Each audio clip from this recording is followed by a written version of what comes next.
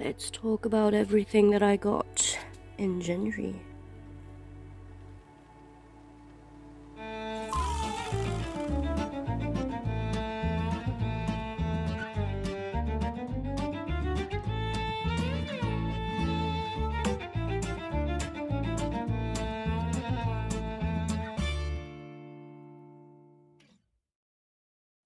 Hello everyone, welcome back to my channel. My name is Leah, and as you can see, we are talking about some books again. So these are all the books that I got in January. So we've got 3 different themed stacks right here. The one on the left is all about special editions that I bought or that I get every month.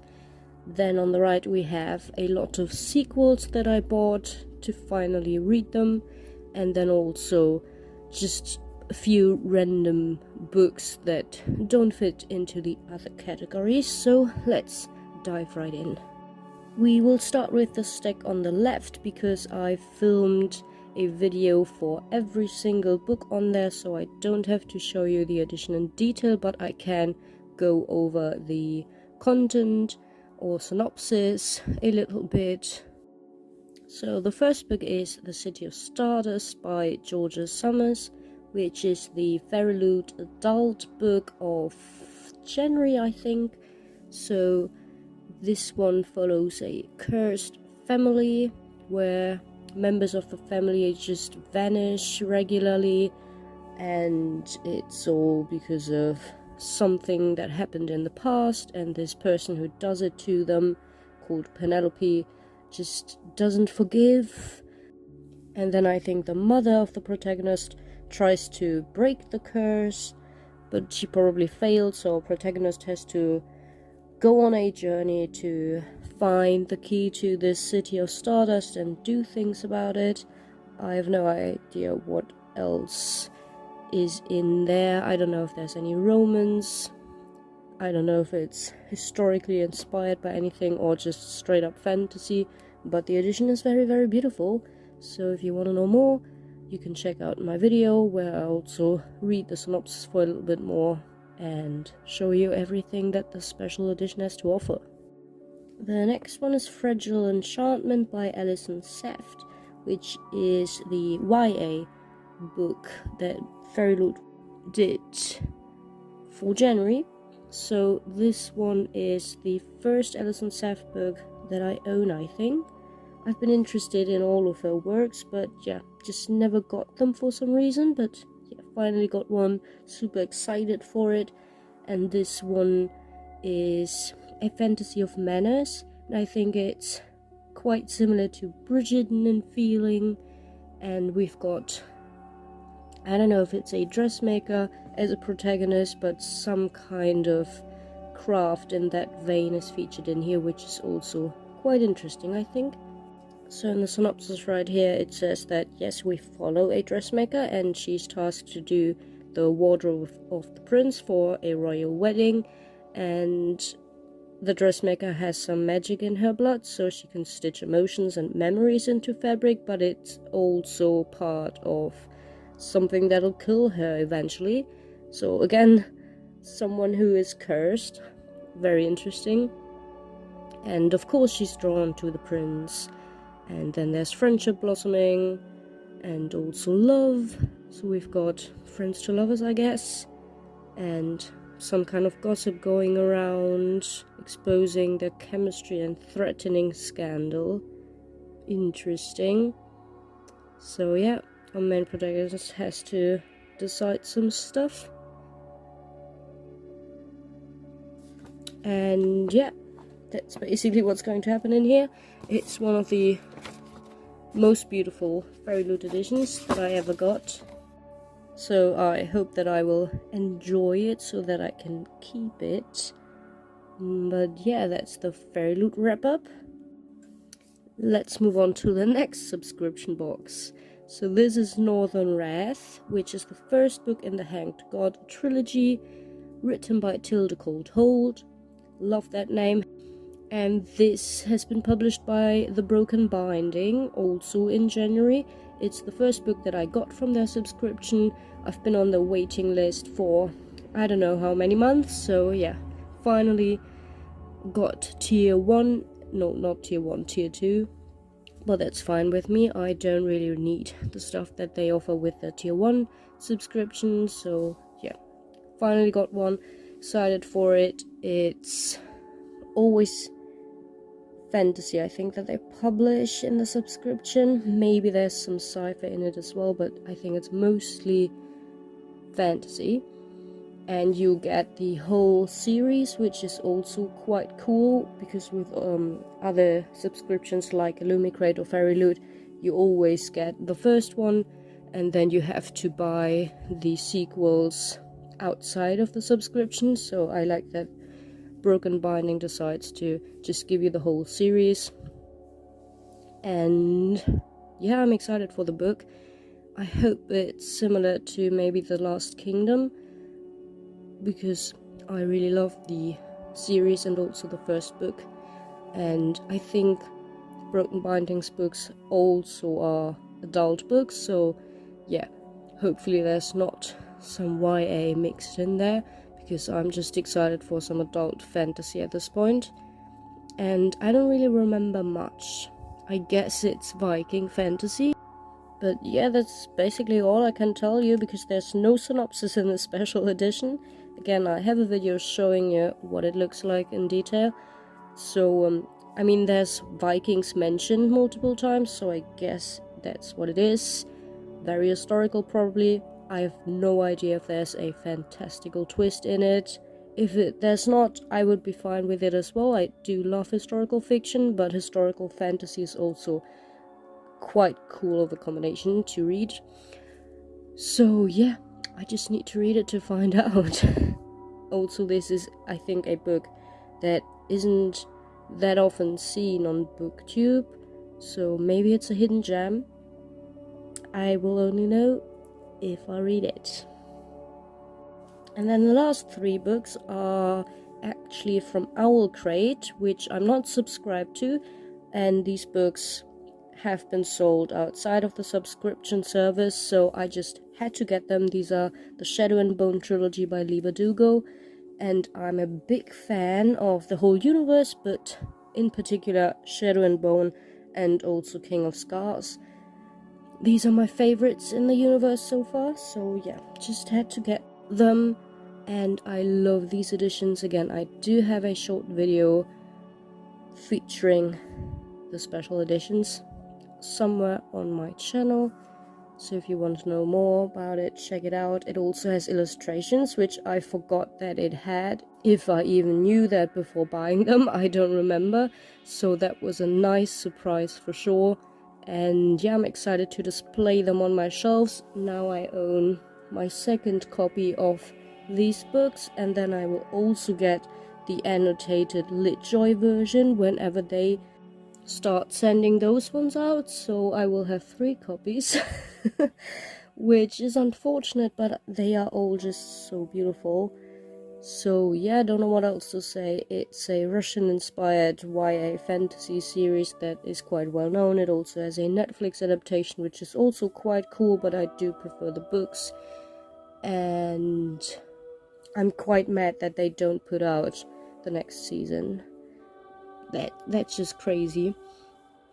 But yeah, I do have the books, so if I ever want to revisit that universe, I do have the opportunity to read the books in a kind of new perspective, because I've never read them in these editions, obviously, so it feels just fresh and exciting picking up a book that you know in an edition that you've never read it from. I do the same with Harry Potter. I do have, I don't know how many copies of it, and whenever I want to reread it, I pick up a new edition, just because it's more exciting, I don't know.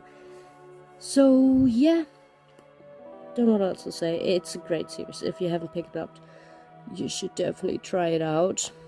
And if you don't think that Shadow and Bone is great, Six of Crows might be more for you, because it is quite different, and we need more Russian-inspired fantasy. I think it's super cool, has great atmosphere. The ones that I've read so far have all been very good. Like the band The Nightingale is absolutely amazing, and even the historical fiction book with some fantasy in there called Romanov has also been quite good. So yeah, we need more, I think.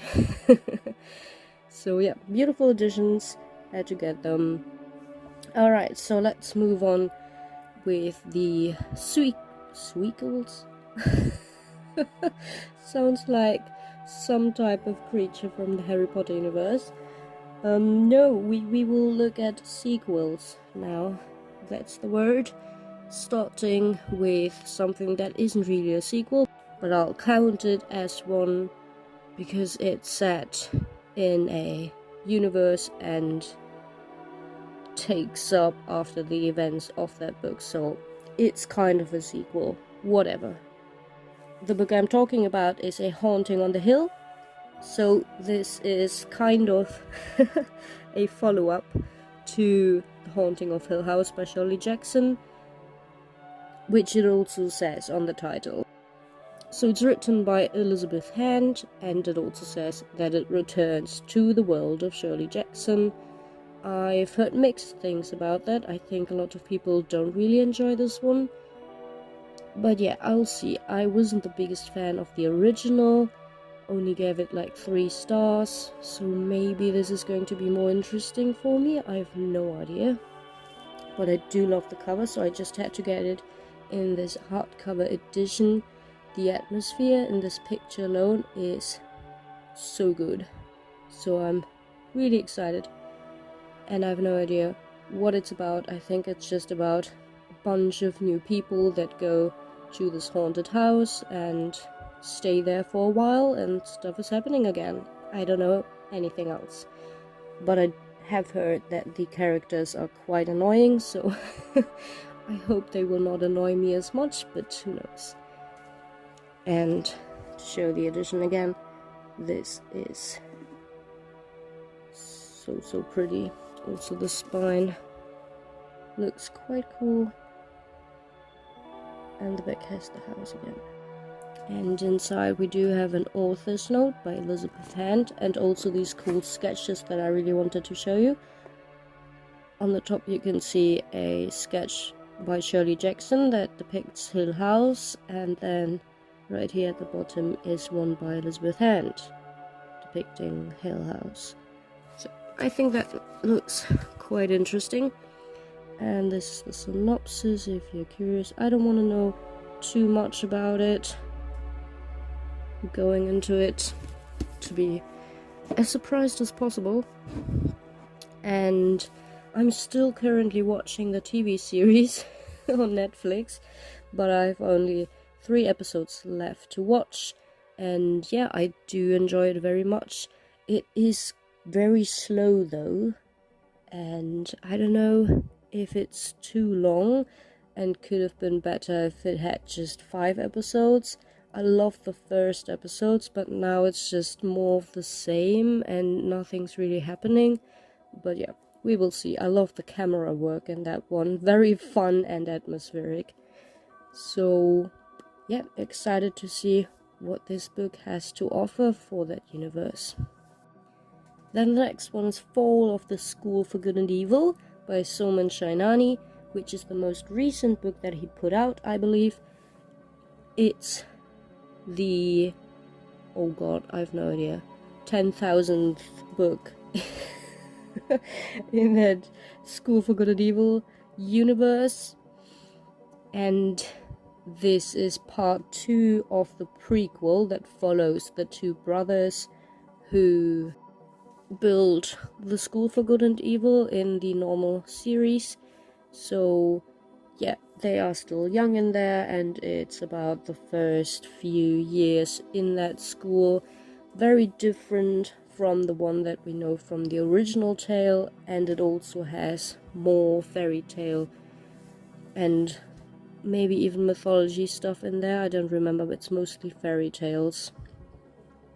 I do remember Aladdin being in the first book, and I think there was some underwater stuff, maybe Little Mermaid, I don't remember. and it also has illustrations in it, which is also really cool. And I don't know if this is the last book in that whole universe, and Soman Shanani will publish something different in the future. I really have no idea. And I also don't know if Netflix is going to publish a sequel to their first movie that was about the first book in the School for Good and Evil universe, because I really liked that movie. So I hope they will continue it, but I mean, knowing Netflix, they probably won't. So yeah, second book featuring these young brothers. No idea what it's about. The first book ended quite dissatisfying, like you wanted to really pick up the sequel because it wasn't really an ending that was an ending.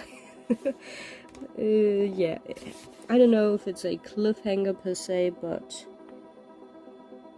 yeah, didn't really have a satisfying ending, so I hope it picks up after that, but I'm not sure. So yeah, a lot of illustrations in here, as you can see by the edges that don't want to focus. Whatever. Right there, you can see all the dark spots where the illustrations are. And yeah, I'm excited. It's a fairly quick read. I think these prequels are much shorter than the books in the normal series. So won't take me too long to read them. My plan is, after having finished filming this video, to read all of the sequels, because I have caught up with the series that I bought sequels to. So the ones that I'm showing you are the next books that I need to read to finish the series or just to continue it. So yeah, my hope is that I can show you almost every single sequel that I've shown you today in my February wrap-up in a few weeks. So the next sequel is Defy or Defend by Gail Carriger, which is, well, it says it's a novel, but they are very short, almost novellas, and they take place in the... what is the universe called? Does it say anywhere? Blah blah blah. No. Great. Okay, in here it does say. So it takes place after the Finishing School Quartet. Then you can read these novellas. So in there it's called novellas, but on here it says novel. Well, and then the Parasol Protectorate are also books that are set in that universe. And I have no idea what these next novellas are. And the Custard Protocol is taking place after the Parasol Protectorate. So yeah, you can basically probably read the whole series in the order that it shows on here. I've only read the Finishing School and the first book in the Delightfully Deadly novellas, Poison or Protect. And yeah, this one's the second one, Defy or Defend. I hate these covers, they are ugly as fuck, but the content is quite fun. So the Finishing School series was a middle grade steampunk series with that school for girls where they learn all the stuff that a proper lady has to learn in terms of curtsies and elegantly fanning and all that kind of stuff, elegantly speaking, being polite, how to bow and all that stuff. But then they also learn how to kill people properly. So that's just such a interesting mixture.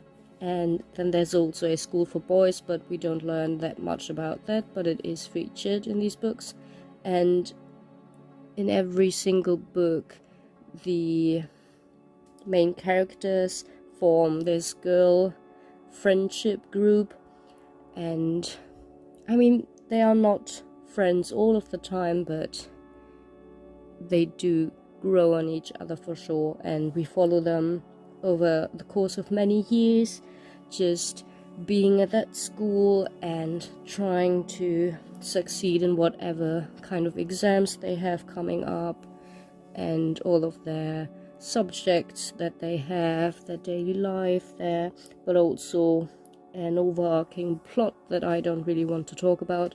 So we've got steampunk in there, but also fantasy elements, and also some sci-fi stuff. Obviously, steampunk is historical sci-fi, you could say, and the fantasy is based on all kinds of creatures that live there as well. So we've got werewolves, and we've also got vampires in here, so that's also really cool to learn about. And now these novellas are about our main characters who've grown older. So in the first one we follow whoever that was, I have no idea, and then in the second one we follow Dimity Plumley Tainmut. Great name. And these novellas are new adult, so they have erotica in there for sure, but they are also very fun, and it's just nice to read about these characters again. And then after these novellas I will read the Parasol Protectorate series, which is supposed to be adult, I think. So yeah, the first series middle grade and young adult, then we've got new adult right here, and then the other series is adult. I really love that idea, and I love to have so many books in that universe. I really enjoyed the series and the first novella, so yeah, I just hope that I will enjoy every other book as well. And this novella seems to focus on vampires again, but also has some Nottingham stuff on there, so maybe it is also some kind of parody or retelling of that. I don't know. These books always have a lot of humor in it, so don't take it too seriously, but I just think they are also very fun. Doesn't matter if they are middle grade YA or new adult. I just wish they had more beautiful covers. But it's okay. As long as the content is good, I can live with these covers. And the next book is the second book in the Dark Shades of Magic series, which is called A Gathering of Shadows. And it's also the collector's edition. I have the first one in that edition, so I had to get the second one in it as well, and they are not too pricey, so why not get it in that edition? The first one had illustrated end papers, this one does as well, with some of the characters in it, which in this case is always fan art, which is a nice way to feature those on the back as well. And then the first one also had some bonus content in it. I don't know if this one does. It does have a glossary, so that's nice. And it's super duper long. And then we have some kind of short story in here as well. I don't know if it's exclusive to this edition, but it might be. The first one had a lot of short stories, which I really loved.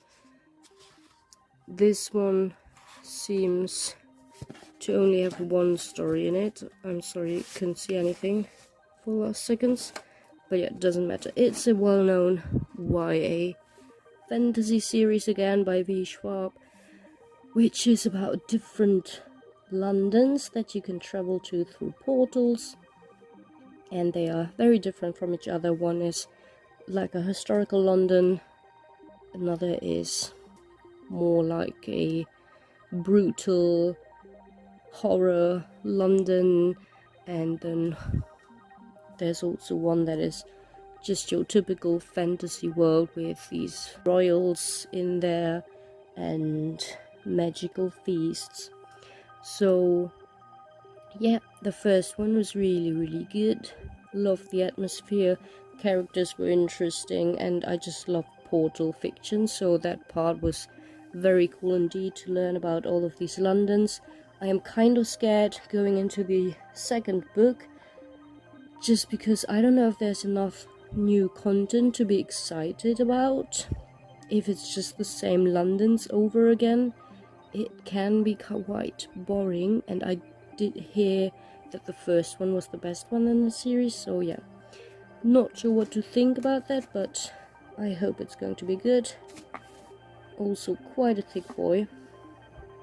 But yeah, don't know what else to say. It's the second book. I haven't read the synopsis, because why should I? I've read the first one, I do remember that one, and I can just go blindly into this one and be surprised by every single thing that is happening.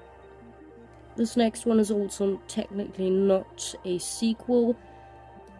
It's The Helmet of Horror by Victor Pellavin, which is part of a series by different authors that is focusing on retelling some kind of classic myth. Doesn't have to be Greek myth, but in most cases, for the ones that I've read so far, it has been Greek myth, but I know there are others in there as well. I think there's one about Baba Yaga as well, for example, and also some Christian religion stuff, but I don't know, there's a lot of books in that series. I don't even know what the series is called, but they all have the similar design, and yeah, a modern retelling of some type of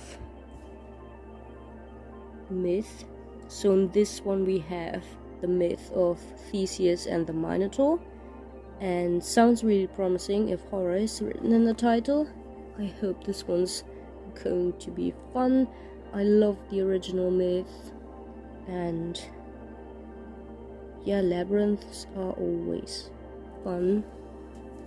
These editions are nothing super special or anything, but I do try to collect them in the same cover design so that they look beautiful on the shelves. All of my other books are in hardcover, so that's unfortunate, but these are all quite old books. So this one was published in 2006, so it's quite hard to get a hardcover version. So yeah, just got the paperback version. Whatever, it's smaller than the hardbacks, but I will live with it, it's alright. So this one, in terms of being modern, is told through chats, and I think this one is about this kind of chat room where people are going into, don't know why they are there and what is happening, and I think they are trapped there and can't get out, sorry, something like that. So it starts with that, started by Ariadne constructing this labyrinth, and yeah, just people commenting on it, not being sure what the fuck is going on. Can you focus, camera? There you go. So that's the first page. Yeah. Sounds quite interesting, and it's going to be a very, very quick read because of that, I think. So the other books in that series have been about Atlas. That was also really interesting. It was written from the perspective of Atlas.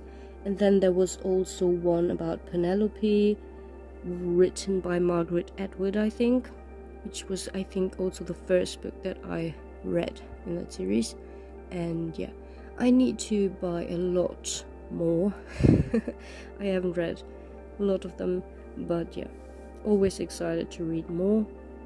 Then this next one is the deluxe edition volume 2 of The Girl from the Other Side, which is a manga that is, you could call it a dystopia, I guess, or horror, or just fantasy. I have no idea.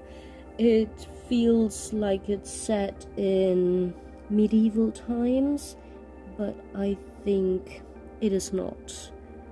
It should be set in some kind of future where, I don't want to call it a virus because that sounds more exciting than what it actually is, but there's something going around that transforms human people into these kind of animal-like demons or beasts that you can see on the cover, and people fear those and are building cities with high and protected walls around it to not get in touch with that.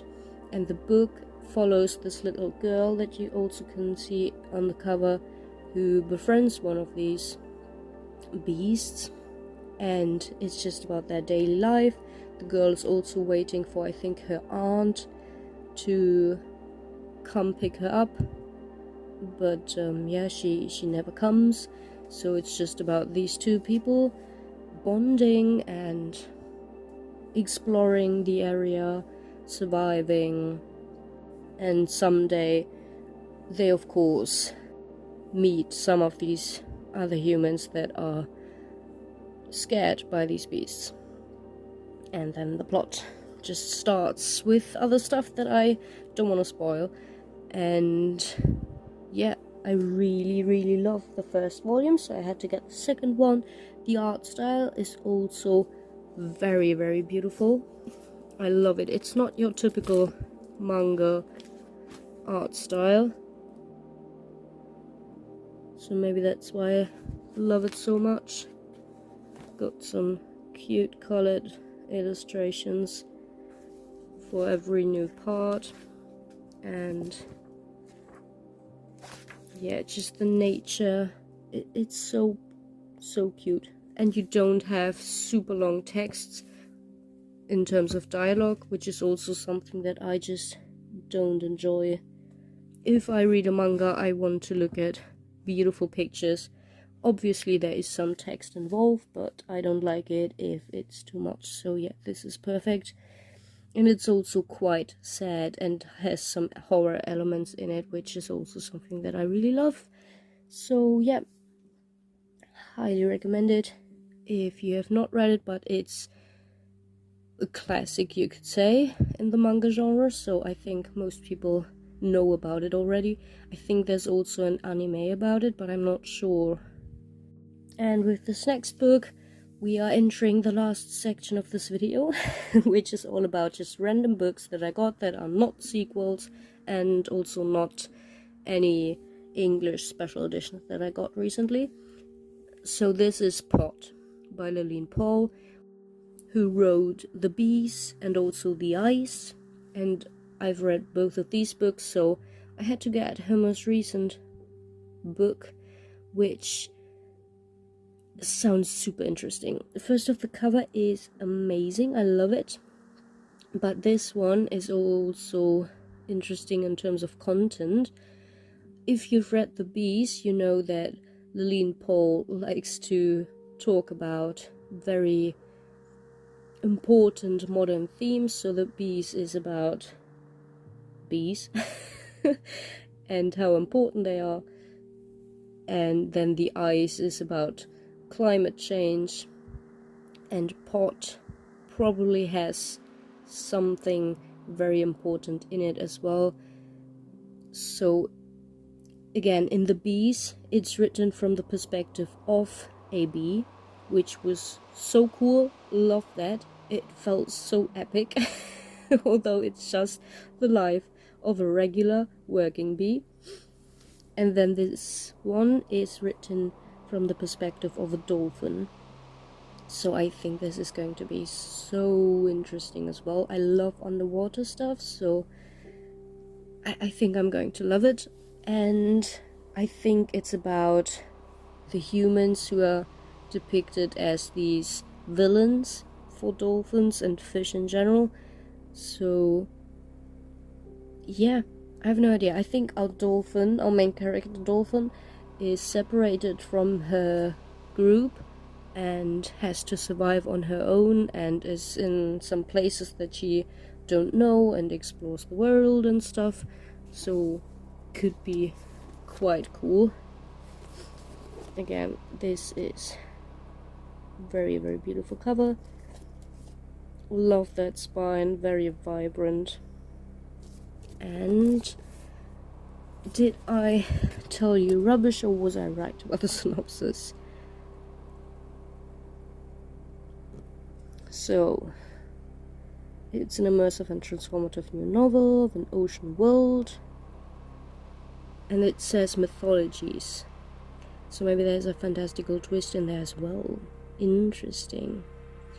And yeah, these creatures underwater are haunted by the cruelty and ignorance of the human race, as I said. Lillian Paul always has some more criticism in it, apart from just being a fun fantasy book. So yeah. Our spinner dolphin is called Air, and she always has felt like an outsider because she is deaf. Or maybe her parents are just deaf and they couldn't teach her how to move in the ocean properly. So the daughter is exiled at some point from her home waters, and yeah, she's just in danger everywhere. So we've got predators, strange objects clogging the water, the ocean itself is hostile, with some mutating creatures. What the fuck? Okay, interesting. And yeah, she's trying to find a new home. There are unseen demons. Maybe those are the humans. Whole species of fish disappear into the sky above. Yeah, sounds like the humans doing their usual thing that they do. And then she is captured and must survive in a new society. Yeah, whatever. It's a very short book. I don't want to know so many details about it. But yeah, really excited about it. I love the beast. The ice was just okay.